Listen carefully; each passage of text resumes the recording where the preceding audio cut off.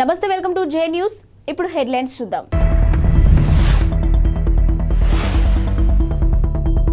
హైదరాబాద్ కు CM Revanth Reddy airport నుంచి నేరుగా అసెంబ్లీకి.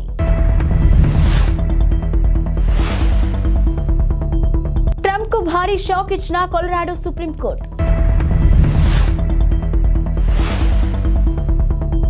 చంద్రబాబు వారిని వదిలిపెడతారని నేనైతే అనుకోవడం లేదు. లోకేష్. తెలంగాణ ముఖ్యమంత్రి రేవంత్ రెడ్డి ఢిల్లీ నుంచి హైదరాబాద్ కు బయలుదేరారు. శంషాబాద్ ఎయిర్పోర్ట్ నుంచి ఆయన నేరుగా అసెంబ్లీకి వెళ్లనున్నారు. 3 రోజుల విరామం తర్వాత ఈ రోజు అసెంబ్లీ సమావేశాలు జరగనున్నాయి. 2014 నుంచి ఇప్పటి వరకు రాష్ట్ర ఆర్థిక పరిస్థితిపై పవర్ పాయింట్ ప్రజెంటేషన్ ఇవ్వనున్నారు. అనంతరం రాష్ట్ర ఆర్థిక స్థితిగతులపైన స్వల్పకాలిక చర్చ జరగనుంది. మరోవైపు ఆర్థిక పరిస్థితిపై మాట్లాడేందుకు తమకు కూడా అవకాశం ఇవ్వాలని బీఆర్ఎస్ ఎమ్మెల్యేలు కోరుతున్నారు. ఇక ఈ రోజు అసెంబ్లీ సమావేశాలు వాడివేడిగా కొనసాగే అవకాశం ఉంది. అమెరికా మాజీ అధ్యక్షుడు డొనాల్డ్ ట్రంప్ కు కొలరాడో సుప్రీంకోర్టు భారీ షాక్ ఇచ్చింది. వచ్చే ఏడాదిలో జరగనున్న అధ్యక్ష ఎన్నికల్లో కొలరాడో రాష్ట్రం నుంచి పోటీ చేయకుండా అనర్హత వేటు వేసింది. ఇక 2021 జనవరి 6న యుఎస్ క్యాపిటల్ పై ట్రంప్ మద్దతుదారుల దాడి నేపథ్యంలోనే ఆయనపై నిషేధం విధించింది. ఇక అమెరికా రాజ్యాంగంలోని నిబంధనల ప్రకారం దేశ అధ్యక్ష పదవిని చేపట్టేందుకు ట్రంప్ అనర్హుడని కోర్టు ప్రకటించింది. ఇలాంటి తీర్పును ఇవ్వడం దేశ చరిత్రలోనే ఇదే తొలిసారి కావడం గమనార్హం. అయితే ఈ తీర్పుపై అమెరికా సుప్రీంకోర్టులో అప్పీల్ చేసుకునే అవకాశాన్ని ట్రంప్కు కొలరాడో సుప్రీంకోర్టు ఇచ్చింది. కొలరాడో కోర్టు తీర్పు ప్రభావం వచ్చే ఏడాది మార్చి 5న జరగనున్న కొలరాడో రిపబ్లికన్స్ ప్రైమరీ బ్యాలెట్ పై మాత్రమే కాకుండా నవంబర్ 5న జరిగే ఎన్నికలపై కూడా తీవ్రంగా ఉండబోతుంది. వచ్చే ఎన్నికల్లో విజయం సాధించి అధికారంలోకి వచ్చిన వెంటనే జగన్ యొక్క ప్రభుత్వ పనికిమాలిన విధి విధానాలను రద్దు చేస్తామని తెలుగుదేశం పార్టీ జాతీయ ప్రధాన కార్యదర్శి నారా లోకేష్ పేర్కొన్నారు. ఆయన చేపట్టిన యువగలం పాదయాత్ర 226 రోజుల పాటు కొనసాగింది. విజయనగరం జిల్లా భోగాపురం మండలంలోని పోలిపల్లి వద్ద నేడు ముగింపు విజయోత్సవ సభ నిర్వహించనున్నారు. దాదాపు 6 లక్షల మంది దీనికి హాజరయ్యే అవకాశం ఉంది. యువగలం క్యాంప్ సైట్లోనే ఉన్న ఆయన ఈనాడు ఈటీవీకి ఇచ్చిన ఇంటర్వ్యూలో పలు అంశాలను ప్రస్తావించారు. తన పాదయాత్రకు ప్రభుత్వం అడుగడుగునా ఇబ్బందులు పెట్టిందని లోకేష్ ఆగ్రహం వ్యక్తం చేశారు. ఇక పాదయాత్ర ప్రారంభం కాకముందే జీవో 1ని తీసుకొచ్చిందని, మైక్, వాహనం, సౌండ్ బాక్సులన్నీ లాక్కున్నారని ఆవేదనను వ్యక్తం చేశారు. ప్రజల దీవెనలే తనను నడిపించాయని అన్నారు. ఎండా వాన అన్నింటికి తట్టుకొని పాదయాత్ర చేశానని, శని, ఆదివారాలు, పండుగలు, పబ్బాలు చూసుకోలేదని తెలిపారు. తన పాదయాత్రలో ప్రజల్లో మార్పు వచ్చిందని, కుర్రోడు కష్టపడ్డాడని, సమాజంలో మార్పు తీసుకురావాలనుకుంటున్నాడని జనం మాట్లాడుకుంటున్నారని అన్నారు. ఇక వచ్చే ఎన్నికల్లో తెలుగుదేశం ఘన విజయం సాధిస్తుందని ఆశాభావం వ్యక్తం చేశారు. బీజేపీ కురువృద్ధులు అద్వానీ, మురళీ మనోహర్ జోషిల ఆరోగ్యాన్ని దృష్టిలో పెట్టుకుని వారిని అయోధ్య రామాలయం ప్రారంభోత్సవానికి రావద్దని కోరామని శ్రీరామ జన్మభూమి తీర్థక్షేత్ర ట్రస్ట్ వెల్లడించింది. ఇక తమ వినతిని ఇద్దరు అంగీకరించారని చెప్పిన సంగతి విదితమే. ఈ అంశంపై దేశవ్యాప్తంగా చర్చానీయాంశంగా మారింది. ఇక దీని వెనుక ఏదో ఉందని పలువురు అనుమానాలు వ్యక్తం చేశారు. ఈ నేపథ్యంలోనే అద్వానీ, జోషిలకు విశ్వ హిందూ పరిషత్ ఆహ్వానం పలికింది. విశ్వ హిందూ పరిషత్ అంతర్జాతీయ కార్యనిర్వాహక అధ్యక్షుడు అలోక్ కుమార్ వీరిని స్వయంగా కలిసి ఆహ్వానం పలికారు. మరోవైపు రామాలయం ప్రారంభోత్సవానికి హాజరయ్యేందుకు ప్రయత్నిస్తామని ఇద్దరు నేతలు చెప్పినట్టు సమాచారం. ఇక జనవరి 22న రామాలయం ప్రారంభోత్సవం జరగనుంది. కరోనా వైరస్ కొత్త వేరియంట్ JN.1ను వేరియంట్ ఆఫ్ ఇంట్రెస్ట్ గా ప్రపంచ ఆరోగ్య సంస్థ మంగళవారం వర్గీకరించింది. అయితే ఈ వేరియంట్తో జనాలకు పెద్దగా ముప్పు లేదని తెలిపింది. అందుబాటులో ఉన్న ఆధారాల పరంగా చూస్తే JN.1తో ప్రపంచానికి పెద్ద ప్రమాదమేం లేదని WHO అంచనా వేసింది. కాగా మాతృవంశం BA 2.86లో భాగంగా JN.1ను ఇంతకుముందే వేరియంట్ ఆఫ్ ఇంట్రెస్ట్ గా వర్గీకరించారు.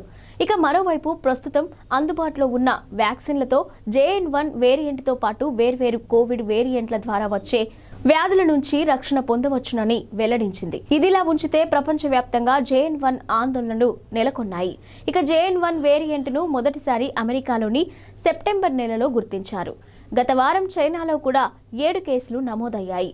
ఇక డిసెంబర్ 8 నాటికి అమెరికాలో నమోదైన మొత్తం కరోనా కేసుల్లో 15% నుంచి 29% మాత్రమే JN.1 వేరియంట్ కేసులేనని US centers for disease control and prevention అంచనా వేసింది.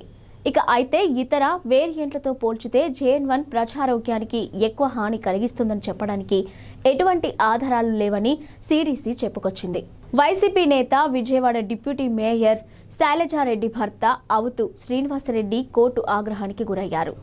ఇక 2015 నాటి కేసులో మంగళవారం కోర్టు వాయిదాకు వెళ్లాల్సి ఉండగా తనకు బదులు డ్రైవర్ను పంపించారు. దీంతో ఆయనపై జడ్జి సీరియస్ అయ్యారు. పర్యవసనంగా ఆయన క్షమాపణలు చెప్పాల్సి వచ్చింది. శ్రీనివాసరెడ్డి మంగళవారం కోర్టు వాయిదాకు హాజరు కావాల్సి ఉండగా వ్యక్తిగత డ్రైవర్ మురారిని పంపించారు. కోర్టు గుమస్తా నిందితుల పేర్లు పిలవగా కేసులోని నిందితులతో పాటు మురారి కూడా కోర్టు హాల్లోకి ప్రవేశించాడు. అయితే వయసు వ్యత్యాసంతో పాటు అతడు తడబడుతుండడాన్ని కోర్టు సిబ్బంది గమనించారు.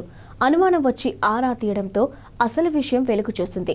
తాను శ్రీనివాసరెడ్డిని కాదని డ్రైవర్ మురారి అని అంగీకరించాడు. దీంతో జడ్జి గాయత్రీదేవి ఆగ్రహం వ్యక్తం చేశారు. శ్రీనివాసరెడ్డిని కోర్టుకు పిలిపించారు. న్యాయస్థానాలంటే ఆషామాషి అనుకుంటున్నారా అని ఆగ్రహం వ్యక్తం చేశారు. మరొకరిని పంపించడం ఏంటని నిలదీశారు. ఏదైనా ఉంటే న్యాయవాదికి చెప్పాలి కానీ ఇలా చేయడం ఏంటని ప్రశ్నించారు. అనంతరం శ్రీనివాసరెడ్డితో సంజాయిషి లేఖ రాయించి పంపించారు. దుబాయ్ వేదికగా మంగళవారం ముగిసిన IPL 2024 వేలంలో సంచలనాలు నమోదయ్యాయి. ఫ్రాంచైజీలు కోట్ల రూపాయలు కుమ్మరించి మరీ ఆటగాళ్లను దక్కించుకున్నారు.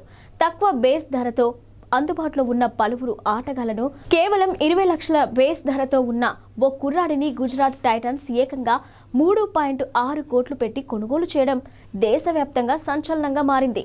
వేలంలో అందరి దృష్టిని ఆకర్షించి రికార్డు స్థాయికి ధరకు అమ్ముడుపోయిన 21 ఏళ్ల ఈ కుర్రాడి పేరు రాబిన్ మించ్.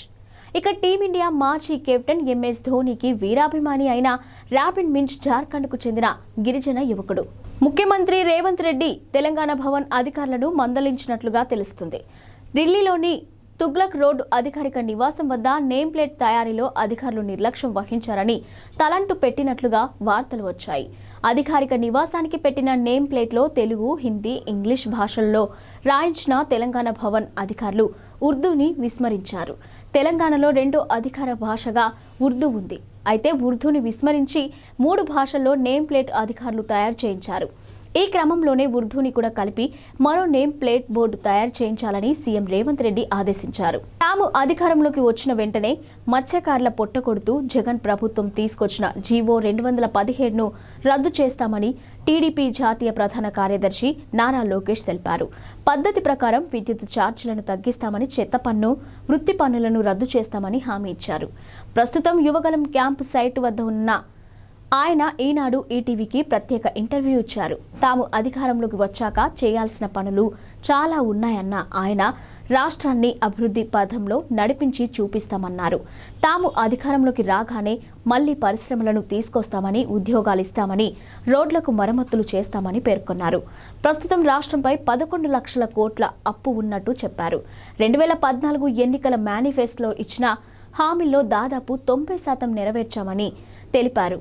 ఇక పేదల కోసం దాదాపు 120 సంక్షేమ కార్యక్రమాలు అమలు చేసిన ఏకైక పార్టీ టీడీపీయేనని స్పష్టం చేశారు. ఆహా ఓటీటీ సెంటర్కు వచ్చిన మా ఊరి పొలిమేర 2 సినిమాకి అనూహ్యమైన రెస్పాన్స్ వచ్చింది. ఆయా తర్వాత వచ్చిన రాక్షస కావ్యం సినిమా కూడా సందేశం పరంగా మంచి మార్కులనే కొట్టేసింది. ఇక ఇప్పుడు ఇదే ప్లాట్ఫామ్ పైకి రావడానికి కరీంనగర్ సినిమా రెడీ అవుతుంది. మోస్ట్ వాంటెడ్ అనేది ట్యాగ్ లైన్.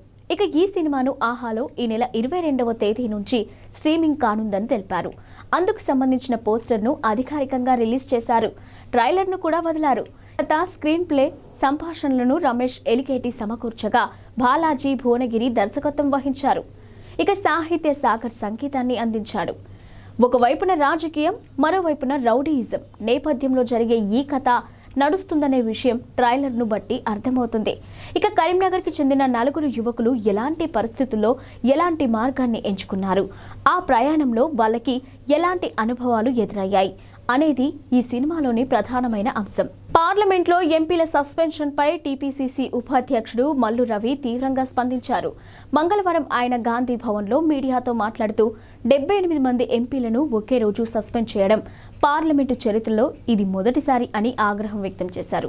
కేంద్ర ప్రభుత్వ వైఖరిపై పార్లమెంటరీ వ్యవస్థకు తీరని మచ్చ అని అన్నారు. అఘంతకులు పార్లమెంట్లోకి వెళ్లడం దేశ చరిత్రలో దారుణమైన సంఘటన అని అన్నారు. ఇంకేమైనా ప్రమాదం కలిగి ఉంటే పరిస్థితి ఎలా ఉండేది అని ఆవేదన వ్యక్తం చేశారు. ఇక ఆయన ఆందోళన వ్యక్తం చేశారు.